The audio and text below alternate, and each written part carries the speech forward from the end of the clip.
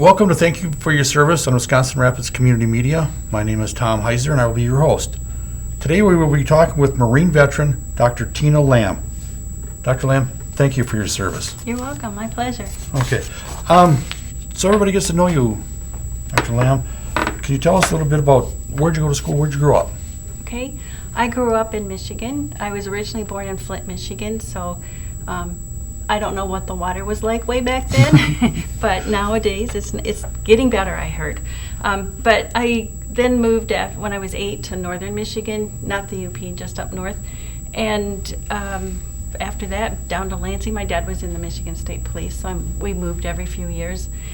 And then I graduated, though, from high school in Davison, Michigan, which is outside of Flint. And after that, I got married, and the college term ended, and we moved to the Toledo, Ohio area, which is really Temperance, Michigan. And then while I was there, I went to college part-time. I was a mom by then, and went to Owens Tech and studied to be an optometric technician. Which does what? It adjusts glasses for Okay. people, helps them pick them out, measures the pupillary distance between the inner edges of your pupil, as well as take measurements for your eye, whatever that number is anymore. Okay. So you grew up basically in Michigan, all over the place, and you said your dad was in the state police. So you had a kind of a pre-military existence, being somebody that was in uniform and moved a lot. Yes. Okay. And you said you went to college. When did you go into the military? When I was 24. Okay, so I was by that time I had graduated from the first school and went to nursing school, because it got me interested in nursing, and my mother had been a nurse. And so I went to nursing school, but I was really nice, a very nice person, but that niceness got me too close to my patients, and I was just devastated when they died. So I joined the Marine Corps. okay. Why the Marines? Oh gosh. Well, my twin brother had joined the Navy when we were 17, and I didn't want to do what he did, and I heard that in the Marine Corps you had to have a higher GT score than what the Army wanted, and so I decided I'll be a Marine. I didn't even know, when that thought first came to my mind, I didn't even know they had women Marines then, but they did, and so I joined. So you went in a little bit older than the average new recruit, so to say. Yes. What motivated you to go into the military and the Marine Corps? Well, it was a time in our country when it was difficult to find a job, and I needed a full-time job, so why not? Okay. And you said you already had kids. How tough is that for a mom to go into the military with kids? It was tough being away from them, but I frequently wrote letters from boot camp, and every once in a while I got a letter back, and they were kind of young. Trying to remember, 6 and 4 years old when I first went in. But the funniest thing happened when I got home from boot camp, and my son just looked at my calves and he goes, "Mommy, does being a Marine mean you have to have such big calves?" And it was because of all the exercises they have you do in boot camp. Exactly. Okay, so were you still living in Michigan when you joined? I was living in Toledo, Ohio. So, and my recruiter was at one of the recruiting stations there, and my MEPS station was in Detroit. So when he told me that the date that I had to go to Detroit for my physical and get sworn in, and I was working at the hospital at nights, and so when I got off work this one morning, he picked me up. We went to Detroit and were there all day long, And then at the end of the day, I came home, had dinner, and went to work again. So it was a long time of being awake. And that night, I did my job, and then at about 2 o'clock in the morning, I was looking at the notes I'd written earlier in the night, and it was like, now a Marine, and really weird comments in patient records. So I had to tell my boss that, you know what, I think that I need to go home and sleep real soon because I'm writing really odd things that I don't feel myself writing. So, but that was kind of funny. Could have been dangerous, but that was funny. When you enlisted, did any other friends enlist with you, or Nope, just me. just you? Okay. And you mentioned you had, from Toledo, you had to go to Detroit for your physical and come back and go to work. What did you think the military would be like when you decided to join? I wasn't real sure. The only thing I knew about the Marine Corps was what I saw on television. And of course those are actors, but I thought they represented what the people really looked like. So I was prepared, I thought. I went to the library and got books on the different famous Marine Corps battles. So by the time I went to boot camp and attended my history classes, I knew a lot more than any of the other recruits knew. So I would ask questions that I already knew the answer to, just to see if the instructors knew the answers. Of course they did. Okay, you said you were 24. Mm-hmm. You were the old person in the barracks, weren't you? I was the oldest in my platoon. My bunkie was, she was about 19 years old, I think, 18 or 19. And so I was on the bottom bunk and she was on the top bunks. That's why we're called bunkies. And I lost track of her after I got out of boot camp, and but she was fun to be around. And because I was more mature than a lot of the other recruits, they kind of looked up to me, I thought. But to me, I felt like I was just like them, just trying to get by and doing everything that I was told to do as fast as I could do it and follow the rules. Okay, a female in the Marine Corps. Drill instructors, male and female, or just female? Just female at that time. Now they have both. Okay. So the things that you had to do as a recruit, comparable to the males? Yes. The only difference was in the physical abilities test, PFT, physical fitness test. And the men had to do pull-ups. Well, women don't normally at that time have a lot of real strength in their arms. So we had to jump up and hold on to the bar and just hang there for 60 seconds or 90 seconds. I don't remember now, but I always did it the max time. At one of my duty stations, they weren't sure, because I was the first female in the unit, they weren't sure how long I was supposed to hang. So 2.5 minutes later, I finally asked them, how much longer? And then they told me how long I'd been up there, and I just dropped because it was way too long. But other than that, everything else was the same. We did a modified push-up if we wanted to, but we all tried, most of us tried to do them the guys' way. And then running. I don't think the guys, maybe they ran further than we did, but I don't know. But it was still tough. It was. But there were parts of it that were harder than others. For instance, I think the worst time in boot camp was when we were practicing snapping in the prone position to go to the rifle range the next week, because it was the end of August in Parris Island, South Carolina, so it was hot, and the grass that we had to lay on was really dry, and our sleeves were rolled up, so there's no protection on our elbows. And my elbows just got so sore from snapping in and being on that grass the whole time. So, if that's the worst that they could give me, I thought it wasn't really too bad. And I ended up graduating second in my platoon. The only person that beat me was somebody who had been a junior Olympic participant, and I wasn't that. All I'd ever done was play softball. Okay. So basic was still tough, and the drill instructors were trying to make you Marines. Right. And even though on the female side, you're still infantry basic, correct? So Right. you were an infantry person. Everybody starts out that way and ends that way, actually. You Okay. still have a regular MOS, but the number one thing is that you had to be able to fire a rifle accurately. Okay. Now you're done with basic. Did you come home on leave for a little while? I did.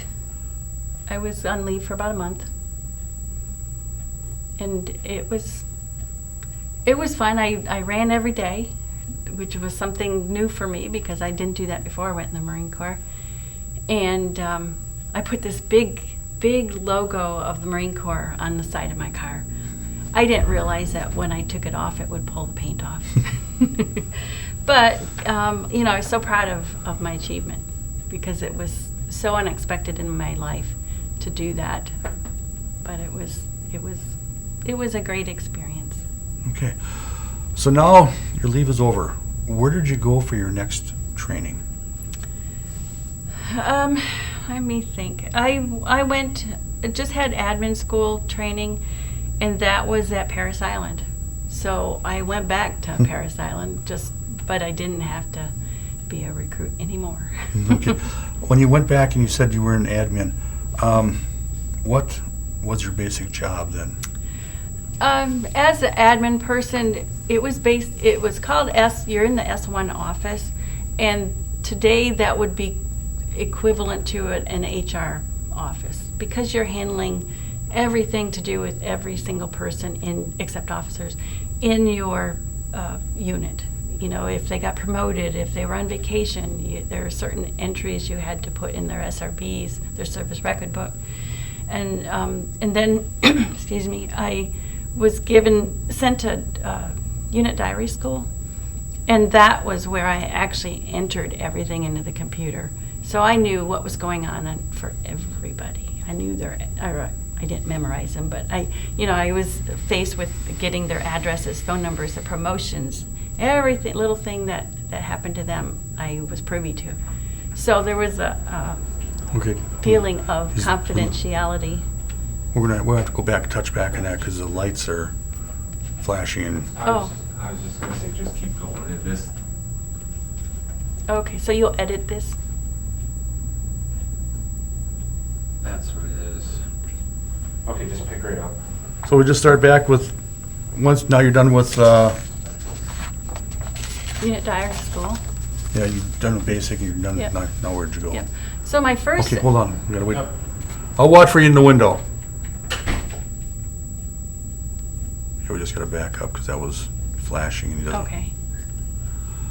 Okay, so now you're done with basic and you've got your leave taken care of. Then where did you go? Back to Parris Island to admin school, and then I also went there a little bit, like a year later, I think, to unit diary school. But my first duty station after my first time at Parris Island was in Beaufort, 11 miles away. So I didn't go far, but I liked the area, so it was fine. I was there for about a year before I was transferred again. I had 6 duty stations in 8.5 years. The only time I was anywhere longer than a year was when I returned to Parris Island and finished drill instructor school, and so I was a drill instructor. Okay, so backing up a little bit, personnel, what did that all entail? What did your job entail in that personnel department? As an admin person, you're just making sure that everything's in their record book because it's the equivalent to a diary, really, of everything that happens to every person in the unit. So that way, when they checked into their duty stations, you just flip through it and see what they did at their last duty station and make sure you assign them to the right units. So it's basically HR. Yep, basically.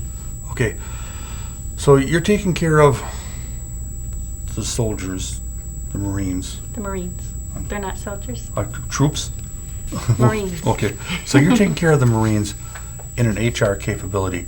So you would see the good times as well as if there was an issue within their family, their immediate family, or you would see that also come through. Yes, or any trouble they got into.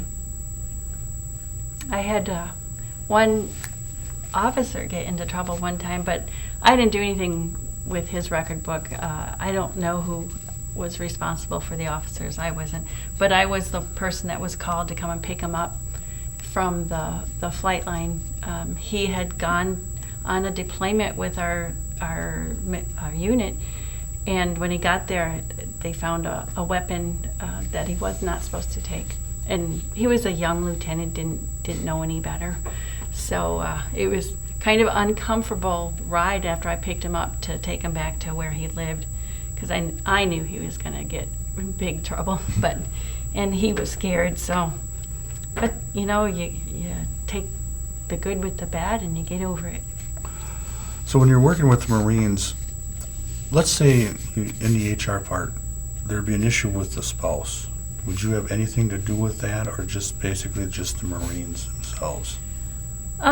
Well, when it came to family, we added their family members into the system that we had back then. And back then, it wasn't a computer. We had to type everything and then send it off to DC, to Marine Corps headquarters, and they actually entered everything into their computer or whatever system they had. Then when computers came along, we actually put in codes for everything. So we knew when babies were born everything about the babies and about marriages and divorces and just like I said before, everything. So you mentioned the diary. Mm-hmm. The records were kind of like a diary. Mm-hmm. And this is because of computers, was it transferred electronically, or did the Marines have to carry their records with them? Every time you checked out of your unit, one of the things you picked up was your SRB, your service record book. And so it had to be accurate and up to date. So they would carry it with them. You wouldn't have to electronically transfer it to their next duty station? Nope. That may be done now. I don't know. Okay. But that's how it was when I was in. And this is still at the Paris Island area at that time, or did you go somewhere else after? After MCAS Beaufort, Marine Corps Air Station Beaufort, then I was transferred to Marine Barracks, Norfolk, Virginia. And one of the perks of being there was that everybody who was assigned to a Marine Barracks got a free set of dress blues. So that meant every Marine Corps event that I had to attend, I wore my dress blues. So, and that's one of the best looking uniforms that any of the military services have now. So some of those events that you talk about what were some of them? Oh gosh, well, Marine Corps Birthday Ball, which is every year, usually around our birthday, which is 10 November, 1776. And so there's that. Our officer in charge, our admin officer, would go to, what do you call it, casualty calls on families who lost members. And sometimes a unit would go along for ceremonies, burials, and really that's about it. The ones that were on security guard duty, they wore their dress blues at the gates. And during that time, while I was there were a lot of casualty calls because of the bombing of the embassy in Beirut at that time. So I personally didn't lose anybody that I knew that was there that I know of. Norfolk, that's a large base. That's a good Navy base, Marine base. I mean, there's a lot of people there. Yep, there are, but the barracks itself was pretty small staffed.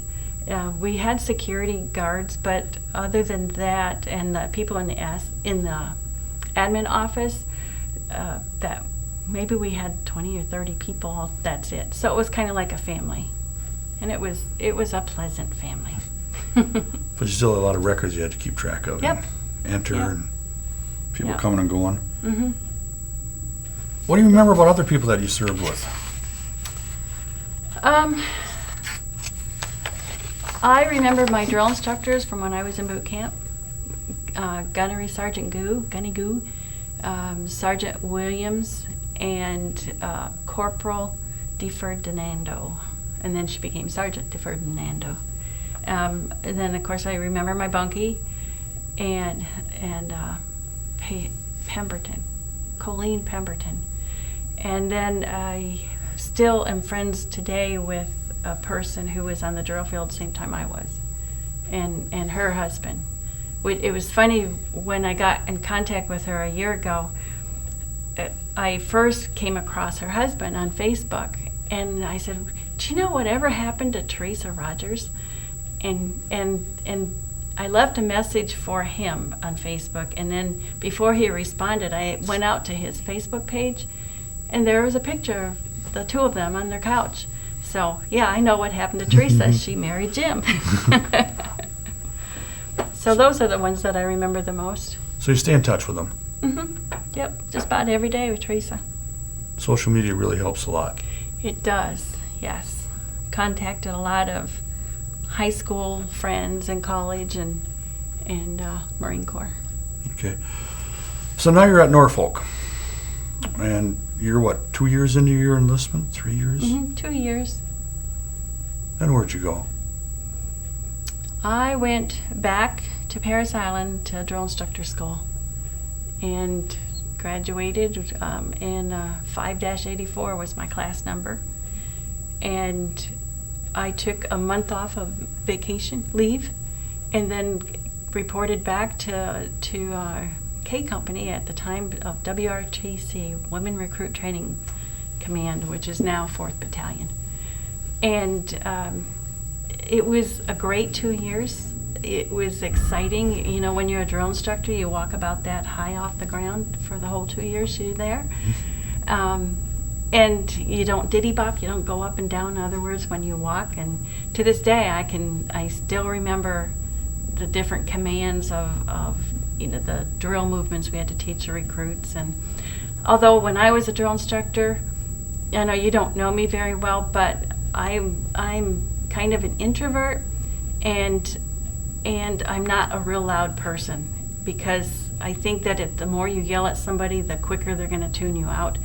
And my senior drill instructors picked up on that, and so I was responsible. One of the things was teaching them their drill movements, of course, but I wasn't the one that yelled all the time, although I did sometimes. And I still remember the day I made a recruit cry, and it kind of felt good because I knew that that's what was expected of me. And but I was responsible for reviewing everything they learned in their classes that they had during the day. So I would give them quizzes and constantly asking them questions about all the topics that were covered. So that was my first chance of actually kind of being a teacher. So it was kind of helped later on when I was trying to find a job in teaching. So, well, I was a drill instructor, so, you know, an instructor means teacher. Did you run into any of your DIs when you were a drill instructor? No, but one of them was in one of my duty stations, my first duty station. I was with 2nd FSG Det B, and the 2nd FSG was actually stationed in Camp Pendleton, but Detachment B was at MCAS Buford. And so we had to share offices with other units that were already there. So the first one was with MWSG 27, also known as the Sweat Hogs. I don't know where they got that from.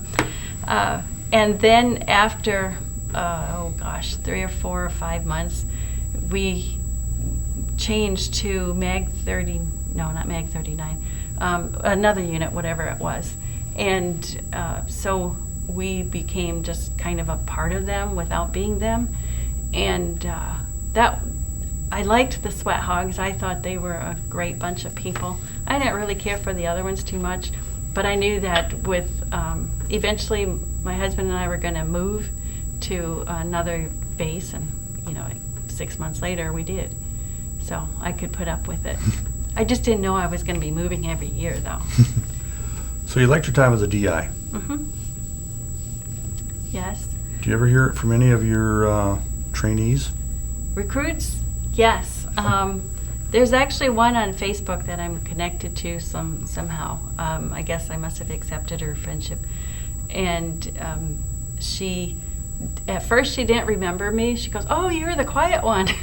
Yeah, that was me. But she said I was fair, so I appreciated hearing that. Because like I said, I was not the heavy. I was not the mean one. But the recruits do some of the funniest things. Like one of the phrases that drill instructors say is, "Okay, get down and dig." And that doesn't mean to actually dig a hole. It means to get down and do an exercise. I forget what it's not side straddle hops. That's obvious what that is. But it was one where you had your hands on the ground and your feet were going forward and backward. I don't remember what it was called. But this one recruit just kind of looked at me. She was down on her hands and knees, or hands and feet, and then she wasn't sure what to do. And then she started to dig like a squirrel into the ground. And I turned around and left, went into the senior drill instructor's office and just busted out laughing just because it was so funny. So then I had to get my serious face back on and go out and yell at her because that's not what we do in the Marine Corps. That's not dig. Took you literally. She took you literally. She did. She did. She sure did. And then I had another recruit who was prior service, prior Army. And, you know, in the Marine Corps as a drill instructor, you break your recruits down just to build them up then as Marines. So in breaking down, you're getting rid of all their bad habits and stuff, and really instilling pride of the Marine Corps in them. But when someone comes from another service to Marine Corps boot camp, they think they know everything. And this one recruit, I can see her face as clear as can be. I don't remember her name anymore. But she would do some of the strangest things, like treat the other recruits like she was the drill instructor, and she'd correct them while other drill instructors would be talking with the recruit. This other recruit would be standing near me and telling the recruit, thumbs along your trouser seams, head nice, straight to the front, shoulders back. And finally I realized what was going on and I had to correct her. So the other recruit got away. I suppose that other recruit that came in with prior service had rank already. Not in the Marine Corps, she didn't. She was a private. So you don't transfer rank across lines. Okay. No. So now you're done being a DI. Mm-hmm. Now where do we go? Camp Pendleton. And I was there for about 8-10 months and then decided I wanted to go to Okinawa. So I put in orders for Okinawa and I was there for a year. I was at MCAS Fatima, which is not spelled the way it sounds. It's Futenma. And that was really fun. It was a great unit. I got to do things other than unit diary. I wasn't involved in unit diary at all. I was at the head office where people newly assigned to the base would come and we would assign them to one of our units, one of our airborne units, not airborne, Marine Corps Air Station units. And so that was, my major taught me how to determine which unit to send people to, and it was more involved than, well, this unit's got 70-something people, and this unit's got 80, so send them to that one. What I found out was that you don't send women Marines to some of the units, but I didn't know that at first. So, but my major would make a correction before the person ever left the office, so nobody actually checked into the wrong unit. So that was kind of fun. I really enjoyed that. I don't remember his name either. Gosh, that's bad. But anyway, the major was really nice, and we had a first sergeant that was really, really nice, and everybody was great there because everybody was away from their families, and except the major, his family was actually on the island. So back then, people that didn't have family with them were there for a year, and those that had family were there for 3 years. So that's, in the Army, they call it like a, not a hazardous duty, but where you couldn't bring your family over there, or people could bring their families other than the major? You could, but if you did, you were there for 3 years Okay. because of the cost of moving people. Okay, so now you're at your first foreign duty station, Okinawa. I've heard good, I've heard bad about Okinawa, depending on what you did there. What did you think of Okinawa? I thought it was pretty interesting. It was the first place where I ever ate sushi, what I ate was cooked sushi. It wasn't the raw stuff, and that was years later. But I tried to get involved with learning about their culture, and our chaplain was really good at that because every Saturday he scheduled some kind of a trip somewhere on the island. You know, the island's not that big, so we could go all over it. And this one trip was to a little village that was having a parade. And so we were waiting for the parade, and here comes this white convertible with two Okinawan girls sitting on the back, just waving like they're supposed to when they're in a parade. But that was the only vehicle. And then it went down to the end, turned around, came back, turned around, came back, turned around, came back, and that was it. That was the whole parade. So that was pretty funny. But the Okinawan people were pretty nice for the most part. My first 6 months that I was there, I had a bicycle, and so another sergeant and I drove around or rode around on our bikes to see different places on the island. And this one time we were looking at one of the Commodore Perry's statues that was on Okinawa in Kadena, and we noticed an elderly man watching us, and he started to follow us, and it really made us nervous, and we didn't know why he was staring at us and following us around. So we decided, you know what, let's go back to base, and that's what we did. Got out of there really quick. So you liked Okinawa. Hmm? Culture shock? No, I don't think so. I don't recall that at all. I was surprised so I was at MCIS Fatima. Further south, I think, was Camp Foster, and outside the back gate of Camp Foster was a restaurant, and it looked like a 1950s diner. So inside they had 1950s food plus escargot. To me, that was the strangest thing on Okinawa. But I had some, and it was good. But it was just, how do you get escargot at a drive-in, basically?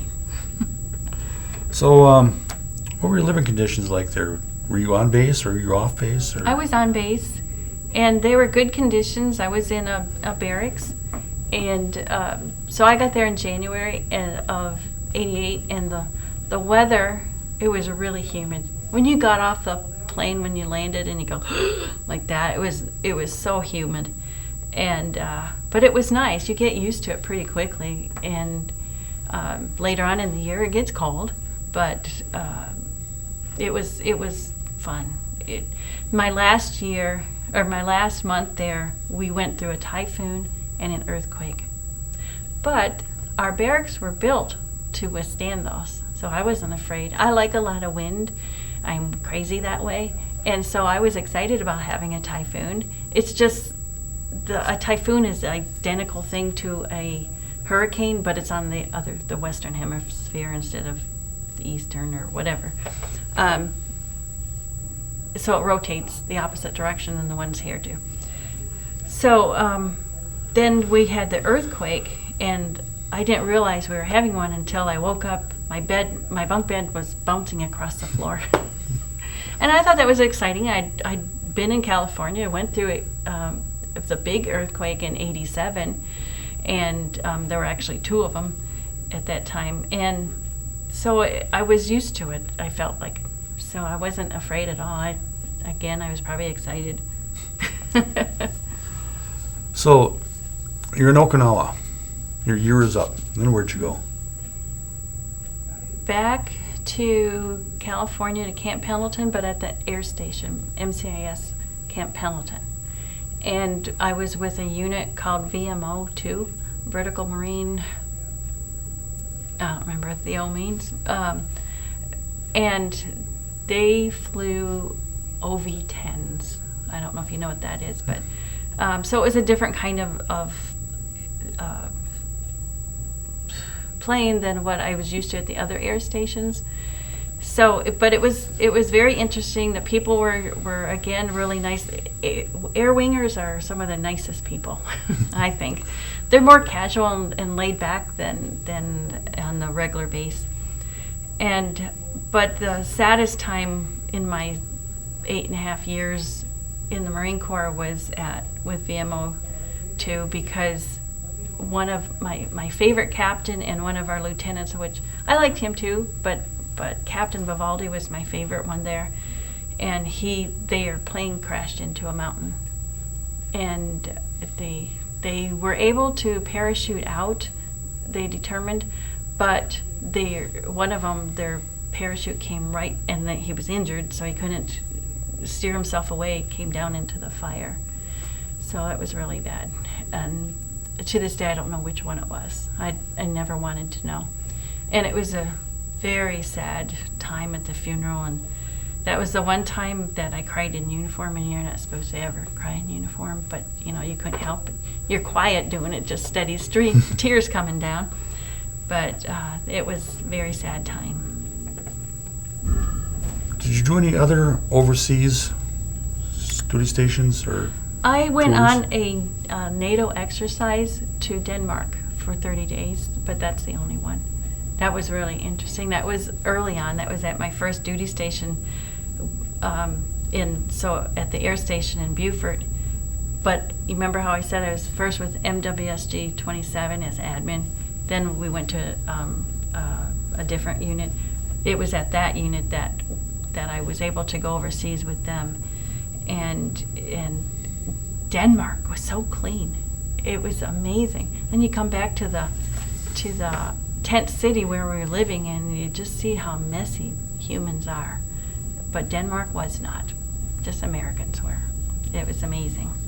But I went to Legoland when I was there, the original Legoland, and that was very cool. And so now that they have one in somewhere, maybe La Jolla, I think it is where it is. And then I've also been to another Legoland in Europe. To me, the one in Denmark was the best, because it was the first. So that was fun. I was in the advanced parties, so I got to help put up all the tents for everybody and put the I want to call it a furnace, but it's not really a furnace. It's where you put your gasoline in and you light it and you heat your tents, whatever that thing was A heater. called. Yeah, but it was big. It was almost looked like one of those stoves that you put wood in, but we didn't put any wood in it, just gasoline. So I had to put a whole lot of those together. And the dates that they were made were stamped on them. 1940 something. And I just know that the Air Force units that were there, they had to have had much newer equipment than what the Marines had. Marines are always given the old stuff. But they work, so it was fine. But although one night the tent we were in caught fire, so the silly women that were in there, they were kind of panicking, and I said, "Just get out, go, get out," because I'm very calm, and that's what they need, is somebody with a quiet voice to just go. So, in your overseas tours, did you ever go to an R&R or anything, or? Not per se. I didn't know it was called that at the time. I just went shopping. When I was in Okinawa, I went to Seoul. We flew into Osan, South Korea, and then a friend of mine went with me, and then we took a bus to Seoul so we could see something different than what everybody normally saw. They just would stay at Osan. And it was very cool. The hotel we stayed in had heated floors, and it was the first week in December, so it was pretty cold there. And so at night, we would put our clothes on the floor that we were going to wear the next day. So when you got up in the morning, took your shower, you come out and put nice warm clothes on. So that was really nice. But shopping was great. The prices were fabulous back then. So, Korea versus Okinawa, big difference culturally, or not really? Or We really didn't get a chance to see anything about the culture, really, in South Korea. The people were nice. The thing about in Okinawa is my last 6 months there, I had a car. And so I recalled our welcome aboard, or welcome to Okinawa lecture when we first got there, and we're told that do not hit another an Okinawan because you will owe them for life. And I took that literally, and so you had to be very careful that you didn't slip on the wet roads or anything and hit an Okinawan. Otherwise, you did have to pay them for a long time, according to what people were saying. And but other than that, I really didn't see a difference. But then again, I didn't see much of the culture of Okay. South Korea. so, you're overseas. You do a couple of tours, and did you ever see any USO shows? No, Okay. I don't know if we. I don't know if they were doing them back then. It was peacetime. So Okay.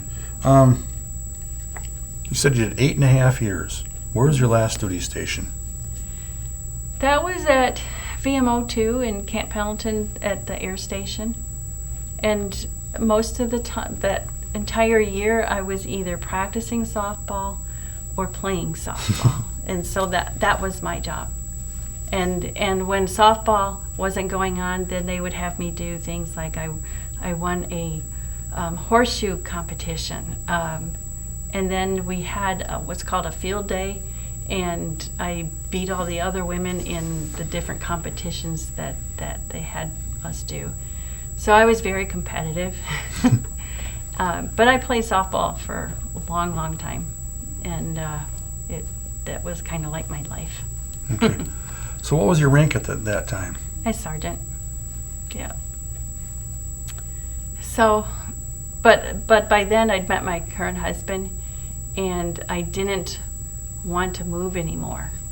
And I guess when growing up with a police officer where you move every 3 years and then get 6 duty stations, I was so used to moving that it was hard to stay still. So I started rearranging furniture instead. And that was so much cheaper than moving. Okay, so when you got out, did you stay out there, or did you? For a while, I stayed out, got out in January of '90, and 7 years later, or 6 years later, we moved. My husband's international company sold the company he worked for in San Diego. And so he was either going to have to move to Chicago to work for that company still, which we didn't want to go to Chicago, or be out of a job in San Diego. So at that same time, he was offered a job in Fishers, Indiana with one of the vendors of the company that was being closed.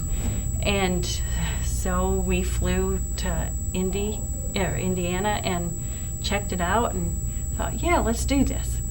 But then we flew back home to San Diego, and the ocean was so blue, and the sky was gorgeous, and everything out the plane window just looked fabulous. And we looked at each other and go, nah. But we did. Okay. So after the military, you went back to school. Part-time, yep. It took a long time to find a job, and so I did a lot of temp jobs, and then eventually was at my last job in San Diego for 3 years at a mortgage company. So, but at first, when I first got out, the employment officer said, well, yeah, you worked in admin for 8 years, but we don't count that as any experience, which was crap. Devastating also. Yes, yeah, because that meant I had to start all over again at the bottom. But then I was playing softball at one point with 6 different teams, and and going to school. And so I was busy, but then I did get that one job for 3 years. And it was kind of sad to leave it because I made friends there, but I'm still in contact, thanks to Facebook, with a couple of them, and moved to the Indianapolis area, which we fell in love with it. I mean, I grew up in Michigan, so it was really no different. It was pretty flat, though. Very flat. But you did go back to school. I did, and I finally graduated. I had like 99 credits to transfer, and they accepted a whole lot of them. So 18 months later, I graduated with a bachelor's in HR, and then went on for an MBA in general business. And by the time that program ended and I graduated, I had already decided I was going to go on for a PhD because I wanted to teach. And I didn't know at the time that you could teach with a master's. I just thought you had to get a PhD. So I quit my job and went to school full-time at Capella University and got my PhD in just about 29 months. So relatively quickly. And but before I graduated, I started teaching because of being what's called ABD, all but dissertation. So as soon as I got into that stage, then I could teach.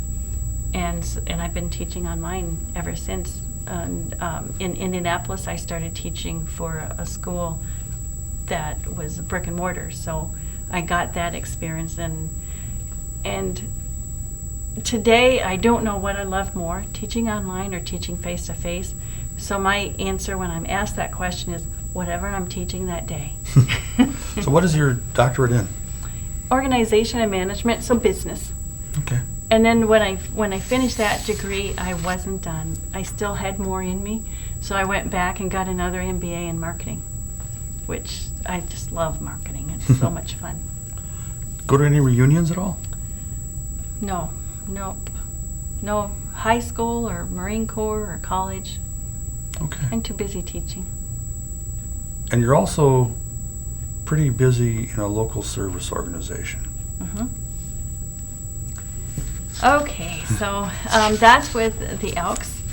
And That's Wisconsin Rapids Lodge. yes, lodge number 693. I had never even considered joining a service organization before, and then, but when I was in San Diego, I became an ambassador with the Chamber of Commerce, and so when I came to Rapids, I joined the same thing at the local Chamber of Commerce, and still today an ambassador for them. And one of our events took place at the lodge, and I started talking to the guys there, and they do so much good work for the community that I wanted to be a part of that.